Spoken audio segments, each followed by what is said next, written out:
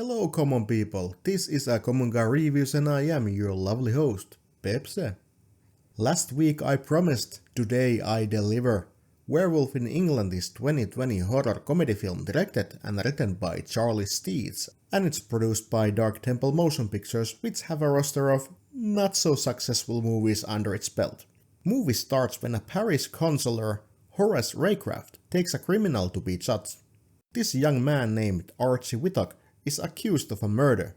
He tries to say that the thing he killed was a monster, not a man, that turned into a person after it died. But nobody believes him.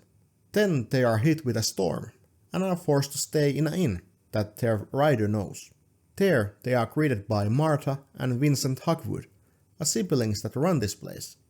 After they get in and settle, they meet two other characters, Bernard Bogley, a one-eyed drunk man who speaks about monsters, and a pastor, Reverend Bankhurst. They tell Horace and Archie that the blood moon is rising, and they better stay in and hidden during this time. Night falls and Archie manages to escape, only to find out that the owners have killed their driver Willie and chopped him up.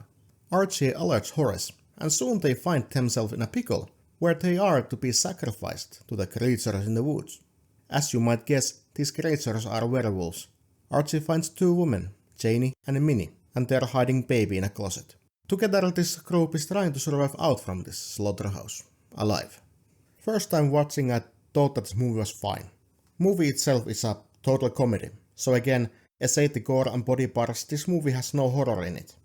Jokes were pretty okay, I liked many of them. Horace hit Archie in the dick multiple times at the start of the movie, so that set up the mood pretty well. Gore was okay, and some special effects were nice, but not used too much. Acting was pretty stiff, but in some cases it was so goofy that it amplified the humor in it. For example, Marsh's brother Vincent had this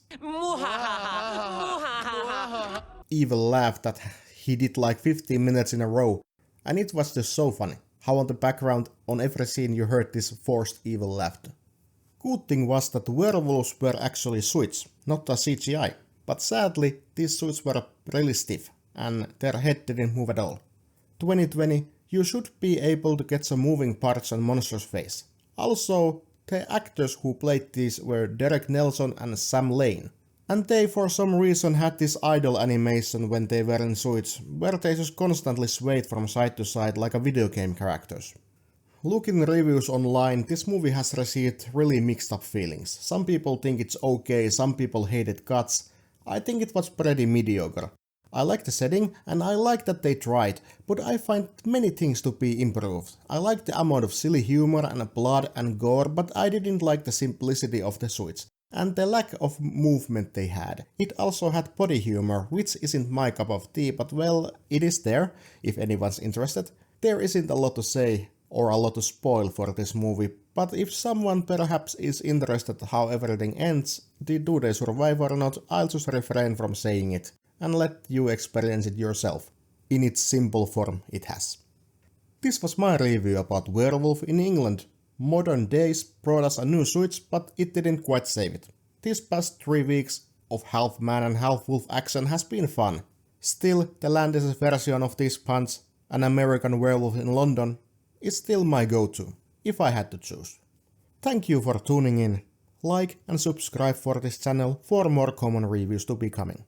This was Common Guy Reviews, and speaking here is your lovely host Pepse, and I'll see you in the next review.